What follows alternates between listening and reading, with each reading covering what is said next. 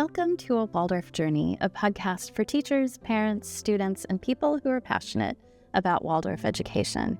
I'm Meredith, and I'm glad you're here. I spent nearly 20 years in the Waldorf classroom, and after all of those years, I came away with the conclusion that there's nothing better than Waldorf education when it comes to nurturing thoughtful human beings who love to learn.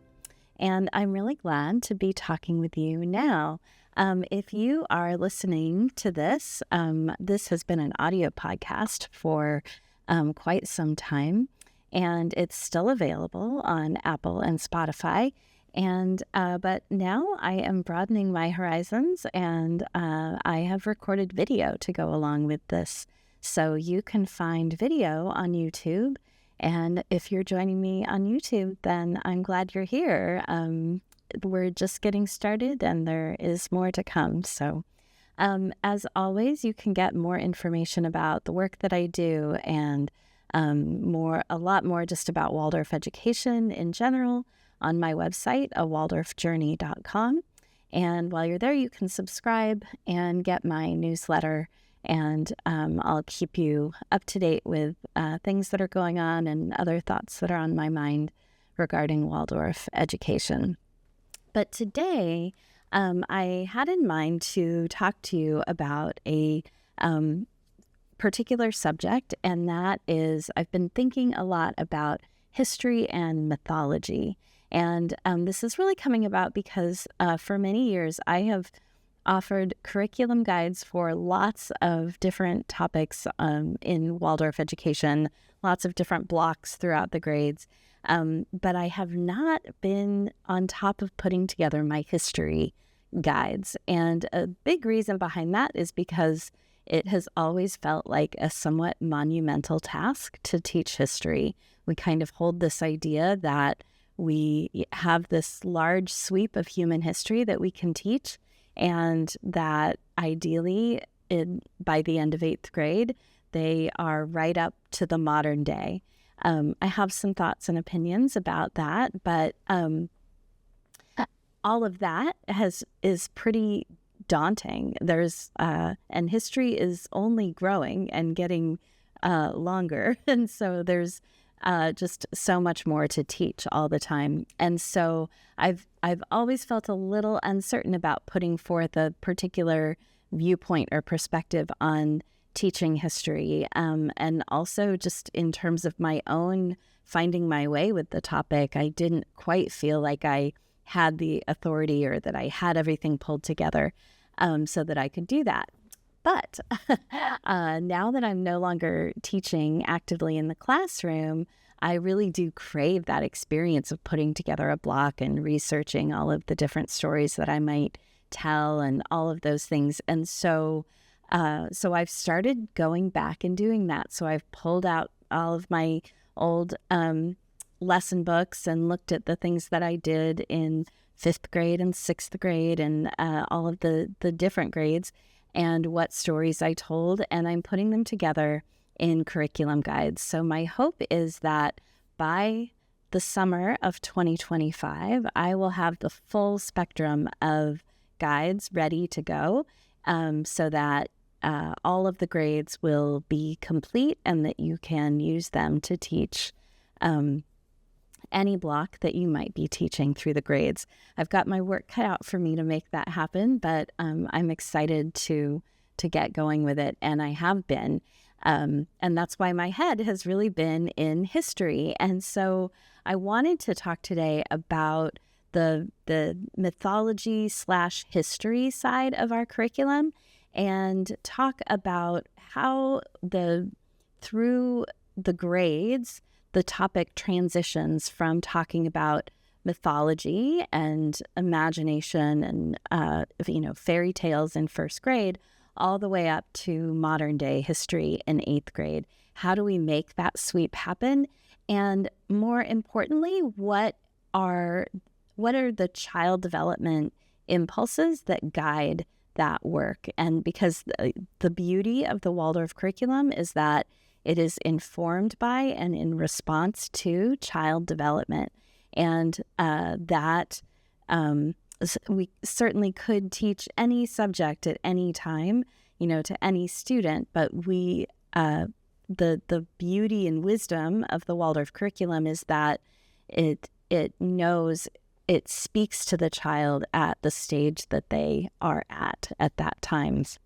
So I thought we could take a sweep through the mythology history curriculum, and then maybe notice when that shift happens from mythology to history, and talk a little bit about why and what it is about the child at that age that sort of why that shift is so meaningful at that moment. So let's start in first grade. And then I also have a few just sort of guiding thoughts about teaching this curriculum that I thought I'll share sort of at the end. So if we start in first grade, of course, I was never an early childhood teacher. I started in the grades. And so, those are in early childhood, they are experiencing rich fairy tales, lots of imagination building. And they're, so they have a story curriculum in early childhood as well. But I'm going to start talking about first grade.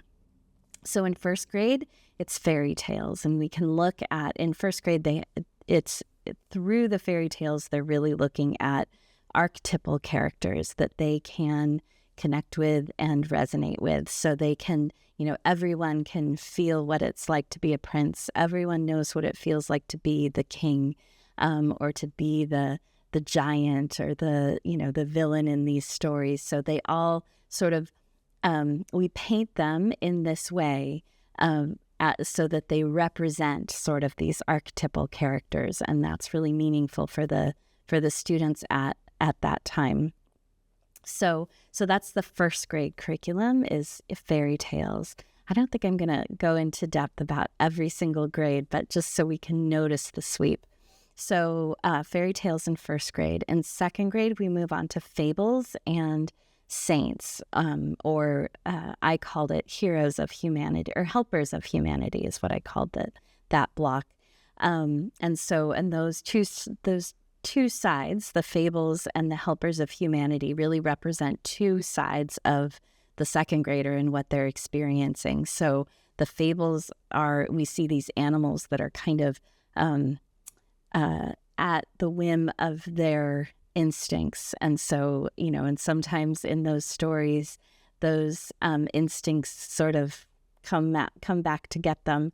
And then the other side is that we see these, saints, or these helpers of humanity, who really represent the best that the world or that humanity has to offer, that we move things along. Okay. Third grade, we look at the Hebrew stories, the legends of the Hebrew people, and again we're making another step towards history. You can feel it a little bit in that, right? And then in fourth grade, we look at Norse mythology, and we really explore what that culture feels like, and those stories really represent that so well. Anyone who has taught fourth grade, that's a broad statement, but I remember the times I taught fourth grade really recognizing how much those stories resonate with the fourth grader. And then in fifth grade is the time when we study Greece, ancient Greece. And we really are, I should say in fifth grade, we're studying ancient civilizations. So we start with India, Persia, then Mesopotamia and Egypt, and then finally Greece. So we really look at this cradle of Western civilization, and this is the time when we start with the mythology. Certainly in each one of those cultures, we're learning about the mythology and the mythological stories that go into the founding of it. In each one of those cultures, we look into like the founding and the stories, the mythologies that are at the foundation of it, and then sometimes we go into the history of each one of those as well. But really the place where we look at both the mythology and the history is in Greece. And that is the moment where really, and as I was teaching it, I remember it feeling so sharply different to feel like you were going from mythology and these sort of like legendary stories, these stories that have a bit of a like saga, and they're a little bit like maybe extreme. They're a little surprising. They're a little like, could this possibly be true? And then into the history, where we really do feel like we're looking at recorded stories, like things that actually happened. And that happens right at this time at the end of 5th grade. So when the students are moving towards 6th grade, and in that 6th grade year, they'll have this experience. They turn 12 in that year generally, and they have this experience of the 12-year change. And when students go through that, when they are 12, what's happening is this shift in their perspective on the world, and they start to see the world much more through the lens of cause and effect. And so they look and they see what's happening out in the world, and they understand, or they seek to understand what caused that. And when something happens, they look to see, okay, what's the effect of that? Now, certainly students before this age understand cause and effect, like they can experience cause and effect. And like often in parenting, we are trying to help our children to understand and recognize cause and effect a little bit more effectively. Certainly they can experience that when they're younger than 12, but the shift is that when they're 12, that is their primary way of viewing the world, that they are most likely to go to, oh, that happened because that happened, right? They are that's how they view the world. If they're observing what's happening in the world and then observing the results of it, the effects of it, that they will certainly have a richer experience of history with that lens in place, right? So they can, as they're now ready to learn more about history, they are more looking at like, okay, what were the things that happened, or what were the actions that people did, and then what were the results of that, and that is there. And so it's a much more maybe historical approach so when they hear stories, that's what they're looking for. They're looking for cause and effect, and so history is the perfect thing for them to be looking at and understanding through this. And so it starts in 5th grade, where they first they have a block on Greek mythology, and then next they'll have a block on Greek history. And then in 6th grade, they have a little bit of a touch in on mythology again, because we look at ancient Rome. And in Rome, they'll still look at like the founding story, the mythological story behind the founding of Rome, but then they quickly go into the history of it. And that is a place they can very clearly understand, like that we are definitely talking about recorded history when it comes to Rome. In that 6th grade year, we go, in addition to Rome, where we look at the Middle Ages as well. And then in 7th grade, it's all about the Renaissance. And then in 8th grade, this is the moment, because you can imagine if you're in 7th grade, you get through the Renaissance, and how do you go from the Renaissance to modern day in 8th grade? And there are teachers who really strive to do that and have found ways to teach that long sweep of history that is getting increasingly longer. What I found to be effective, and this really resonated with my observation of the child development of this age, is to look at revolutions. And the theme of the history in 8th grade is revolutions. And through using that lens, you can certainly cover, most of history up to modern day. But I would pick and choose stories based on that theme. And so I think what I'm working on for the curriculum guides I'm putting together, and what I taught last time that I taught 8th grade, was looking at really the three main revolutions in like historical revolutions. So the American, and the French Revolution, and the Industrial Revolution. And then, certainly as we're moving towards modern day, you can look at so many other revolutions that, they really, I think the changes that have happened in history have been revolutionary. So I might say to look at the history of human rights, and in that you can talk about the civil unrest in the 1960s. You can talk about and going back in history, making the connections with through the lens of human rights. I actually just recently put that guide together, and I'm really proud of it. So I never got to teach that block, but I hope some of you do. And then another lens that you could use, thinking of revolutions, you could think about the information age. So sort of the digital revolution that is ongoing, certainly changing the way that people live their lives today. Okay, so that's the whole sweep of the history, mythology/history curriculum.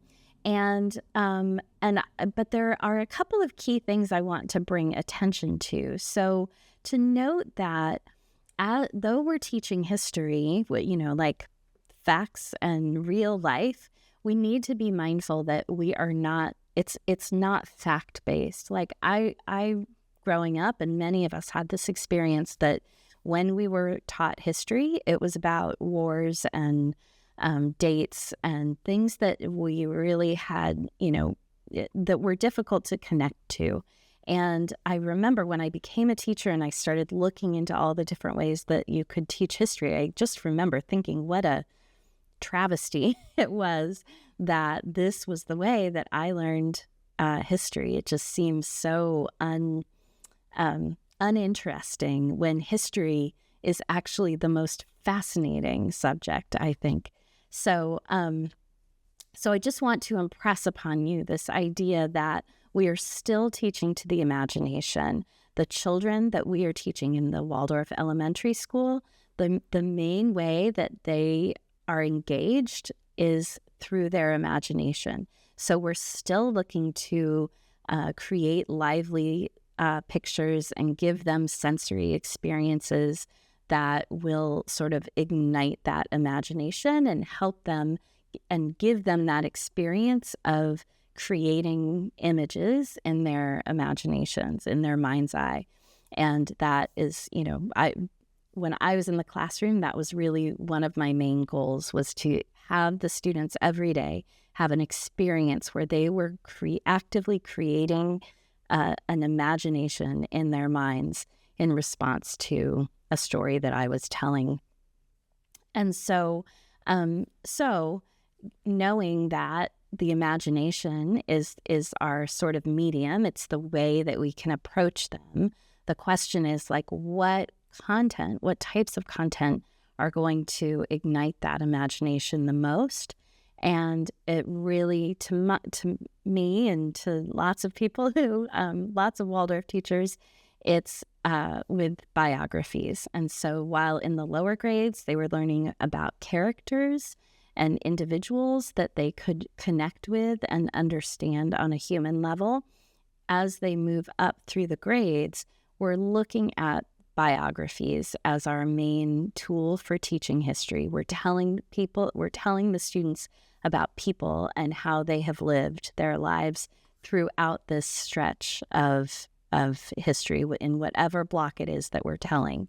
So, and that is the way, if we focus on the human beings, then we're much more likely to be bringing the subject in a way that is lively and captivating their interest and gets them where they are. So whereas later, maybe in high school, they would be more interested in knowing about the sort of the facts and the details and the theory behind the wars or whatever the historical facets are. They might be more interested in those more thinking aspects in high school, but our students in elementary school are that we get them at their heart. And we can do that best by telling them stories about human beings. So whenever whatever block it is, you're going to be looking for the people. You're looking for the people that you can tell them about.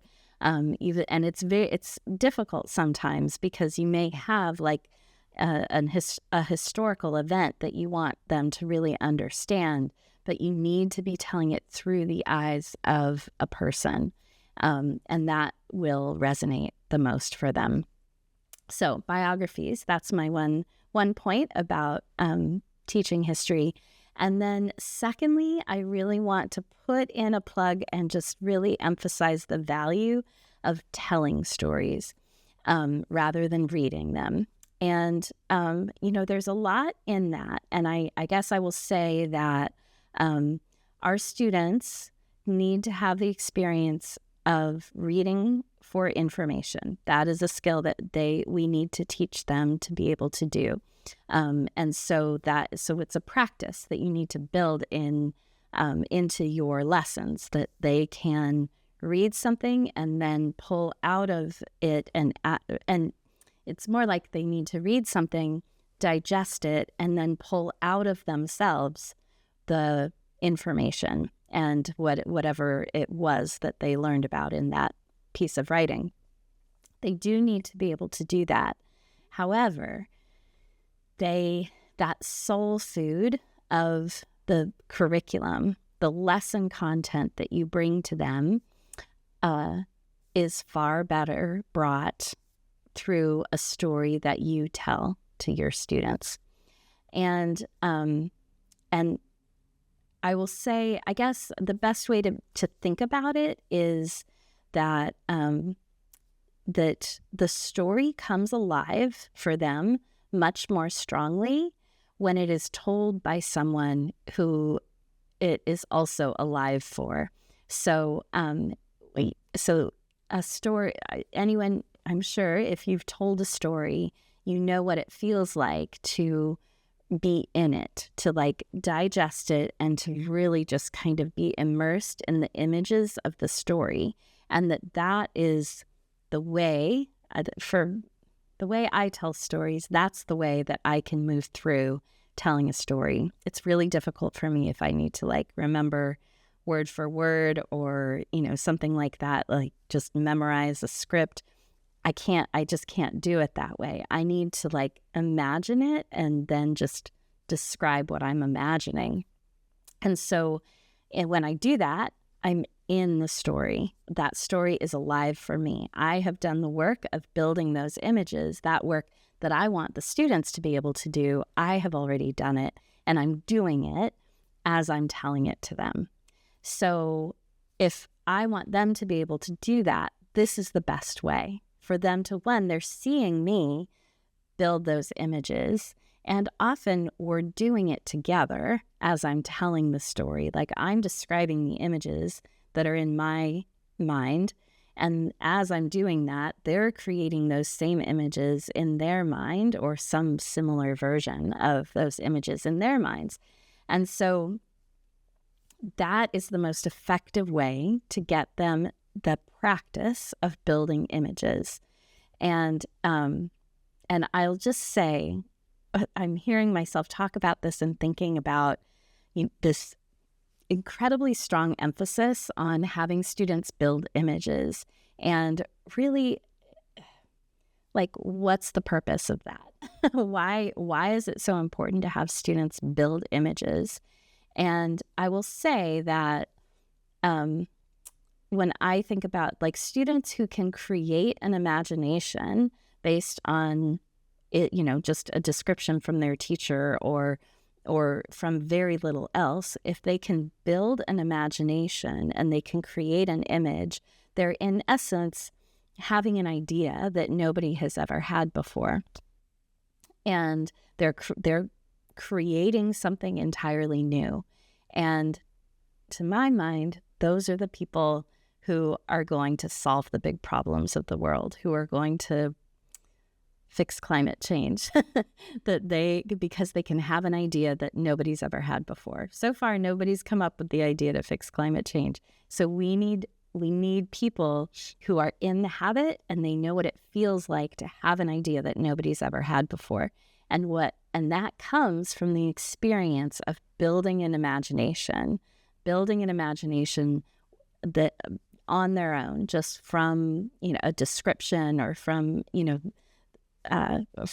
or entirely, out of their own imagination. So that's really why we emphasize the importance of having them build imaginations.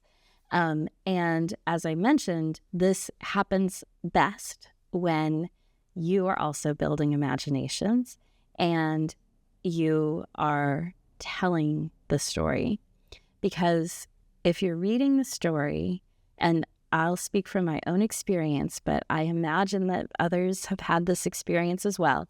There were plenty of times when my students needed a story for one reason or another, whether it was, snack time and, it helped them to not be chatting and to be eating their lunch or whatever. There were plenty of times when they needed a story and I wasn't prepared to tell them a story. And so I read to them. And my experience of reading aloud to them, sure, there were times when the story was interesting to me and I would be in it, but there were times when I was reading aloud to them and I was reading words on a page. I was not building an imagination. Sometimes I was not even digesting what I was reading. I was just speaking the words that were there on the page. And when that is happening, students are not going to be able to build images the next day. Well, I shouldn't say that. I did have plenty of students. I mean, students are very good.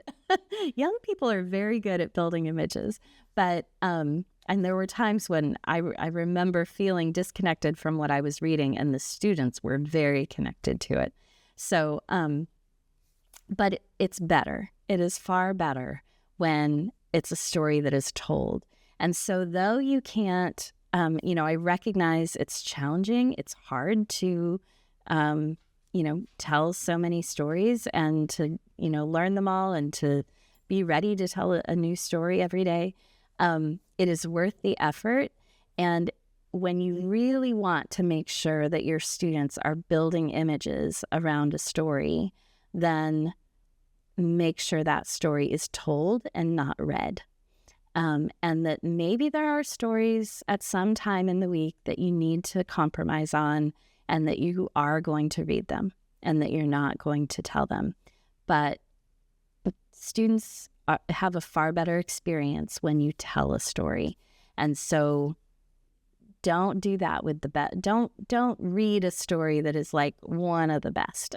If you've got a really good story that your students are going to connect to, then make sure it's one that you tell. So, all right. So that's sort of my sweep of talking about history and mythology, including, the child development aspects and why it's important at this time that we make this shift from mythology to history, and just a few key points. So I hope this has been helpful and that you're curious and interested. If you are watching on YouTube, will you please leave a comment, because I'm just curious. I want to know if people are finding this and if it's helpful. So thank you so much for being here. Leave a comment. If you are listening on Spotify or Apple Podcasts, feel free to reach out to me. I'd love to hear from you. You can email me at meredith@awaldorfjourney.com. And if you're on YouTube, I'll leave some links in the description box. And thanks so much for joining me today.